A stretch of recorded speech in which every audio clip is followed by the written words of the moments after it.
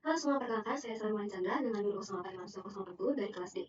Pada kesempatan kali ini saya akan menjelaskan tentang satelit internet Broadband to Reach 3T atau 3T, di mana 3T adalah daerah tertinggal, terdepan, dan terluar. Kalian nonton video ini pasti sedang menggunakan handphone, atau laptop, atau PC. Nah, itu berarti kalian sedang terhubung dengan internet. Siapa sih zaman sekarang yang tidak terhubung dengan internet kan? Nah, sebagian besar emang sudah, hampir semua terhubung dengan internet. Tapi menurut laporan dari Pihak Sosial dan Institute pada Oktober 2023, hanya tercatat 5,3 miliar orang yang terhubung dengan internet atau sebagai pengguna internet di dunia. Hal ini berarti masih ada sekitar 2 miliar lebih orang yang belum terhubung ke internet.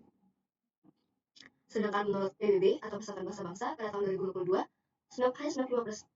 ada 95% populasi dunia berada dalam jangkauan jaringan broadband seluler. Namun beberapa wilayah masih belum terlayani. Nah, kok bisa sih kita ada yang belum terhubung dengan internet? Nah, hal ini disebabkan karena tidak meratanya jangkauan jaringan internet di seluruh wilayah di dunia. Seperti pada negara berkembang di Asia, seperti Indonesia, sudah banyak yang menggunakan internet karena jangkauannya yang luas. Tapi kayak negara berkembang di Afrika itu sangat-sangat kurang karena mereka masih miskin akan pembangunan infrastruktur jaringan internet. Dan itu menjadi catatan penting dari um, dunia untuk melakukan pembangunan yang lebih uh, lebih terpusat di sana.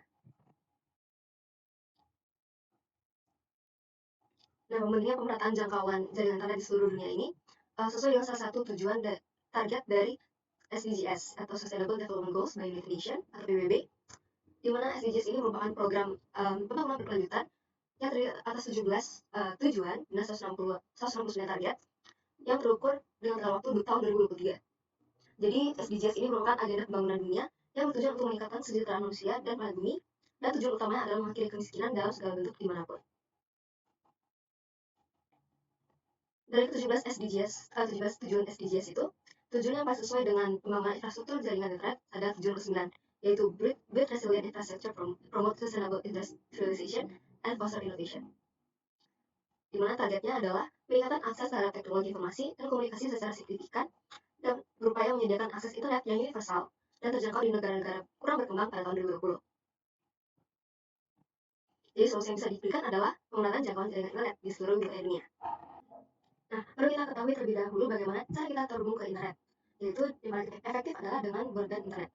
Di mana broadband internet ini mengacu pada transmisi data bandwidth optical lebar yang jenis layanan internet, yaitu jenis layanan internet yang menawarkan koneksi internet lebih cepat dan stabil dibandingkan cara lain. Melalui koneksi broadband internet ini, kita dapat mengirim dan menerima data dalam jumlah yang lebih besar dan waktu yang lebih singkat. Jadi, kita bisa melakukan berbagai aktivitas online seperti bermain game, video call, atau streaming video, itu tanpa atau minim gangguan. Nah, ada 5 jenis dari broadband. Yang pertama ada kabel, yaitu merupakan saluran kabel televisi. Kemudian ada DSL atau digital subscriber line, yaitu menggunakan saluran telepon. Kemudian ada fiber optik atau kabel serat optik. Kemudian secara wireless atau menggunakan sinyal radio, dan secara menggunakan satelit internet. Nah, di antara kelima cara tersebut, yang paling efektif itu untuk mengatasi masalah kita sebelumnya itu adalah dengan menggunakan satelit. Karena jangkauan dari satelit ini lebih luas karena berada di luar angkasa, jadi cakupannya lebih luas dan menjangkau daerah-daerah terpencil yang sulit dijangkau oleh pilihan yang lain. Jadi apa itu satelit? Menurut Dr. Alan McInnes, satelit merupakan segala sesuatu yang mengorbit di sekitar objek yang lebih besar. Nah, satelit ini bagi jadi dua, yaitu ada yang alami dan yang buatan. Satelit alami ini merupakan benda langit di luar angkasa yang mengorbit di sekitar benda yang lebih besar. Contohnya itu seperti bulan, yaitu merupakan satelit alami dari bumi. Kemudian ada satelit buatan, di mana satelit buatan ini dibuat oleh manusia dan diluncurkan ke orbit menggunakan roket. Nah, pada kesempatan kali ini saya akan menjelaskan lebih lanjut tentang satelit internet. Nah, satelit internet ini mirip-mirip dengan satelit TV, tapi bedanya satelit TV itu cuma bisa mengirim sinyal televisi, sedangkan satelit internet ini bisa mengirim dan menerima dari datanya. Satelit internet ini biasanya menggunakan geostationary orbit, di mana itu orbit yang paling jauh, itu berjarak 35.786 km dari permukaan bumi. Sehingga cukup dengan satu satelit aja bisa menjangkau wilayah yang luas di permukaan bumi, asalkan rotasi dari satelit itu sama dengan arah rotasi dari planet bumi. Namun karena letaknya yang paling jauh, satelit geo ini membutuhkan waktu transmisi yang lebih banyak. Lalu gimana sih cara kerja dari satelit internet? Jadi Yang pertama itu dari stasiun pengendali utama atau network control center yang ini, dia pasti punya akses internet yang terhubung ke hub dan memiliki gateway, yaitu parabola yang ukurannya lebih besar 6-11 meter. Nah, dari gateway ini akan mengirimkan sinyal berupa frekuensi radio tertentu yang dikirim ke satelit. Nah, dari satelit ini bakal kirim ke VSAT atau antena VSAT yang dimiliki oleh pengguna. Jadi data sinyalnya dikirim dan diterima juga oleh router atau wifi atau bisa juga modem. Nah, sudah sampai ke sini bisa digunakan oleh laptop atau penggunanya itu. Pengguna bisa berupa handphone, laptop, PC, dan smart device lainnya.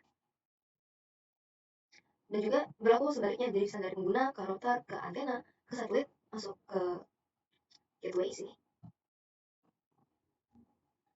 Adapun kelebihan dan kekurangan dari satelit internet, kelebihannya yang pertama adalah dari jangkauannya yang tentunya lebih luas, termasuk ke daerah terpencil.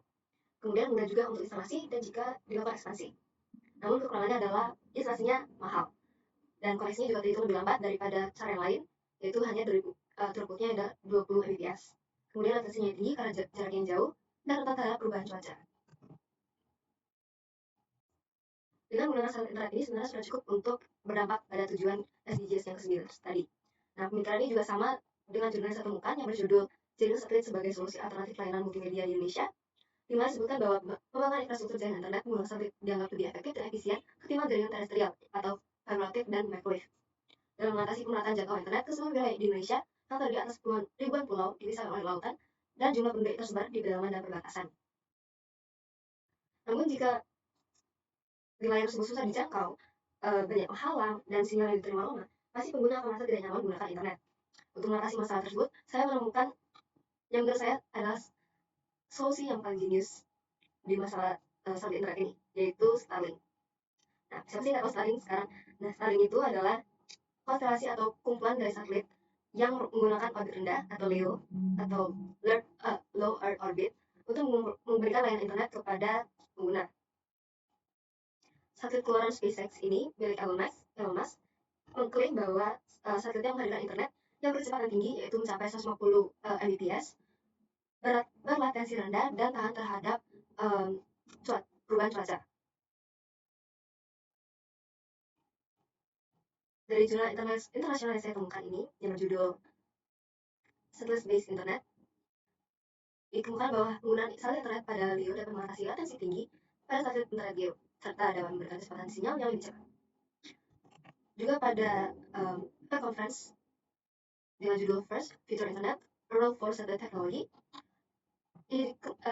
disebutkan bahwa ide teknologi satelit dapat dikembangkan atau dievolusikan untuk masa depan, yaitu network centric service dengan contoh internet access. Lalu apa sih membuat Starlink ini berbeda daripada satelit pada umumnya? Dari ukuran saja Starlink ini sangat kecil, hanya sekitar 1,2 meter dengan berat 260 kg dan memiliki VSAT atau penangkap sinyalnya juga kecil, yaitu hanya 50 x 30 cm dengan berat sekitar 4,2 kg. Nah, Starlink ini menggunakan orbit paling dekat dengan bumi, yaitu LEO, yaitu Low Earth Orbit, di mana hanya berjarak 250 km dari permukaan bumi. Karena dekat dengan permukaan bumi, jadi jangkauannya juga lebih sedikit, sehingga dibutuhkan banyak unit dari satelit untuk mencakup semua permukaan bumi ini. Nah, pada tahun 2023, disebutkan sudah ada 5.420 unit yang aktif saat ini. Dan rencananya, mereka akan terus menambah jumlah unitnya sampai dengan 40.000 unit, atau ada juga yang bilang sampai 42.000 unit. Nah, sedangkan di Indonesia sendiri ada yang namanya Satria 1 atau Satelit Indonesia Raya.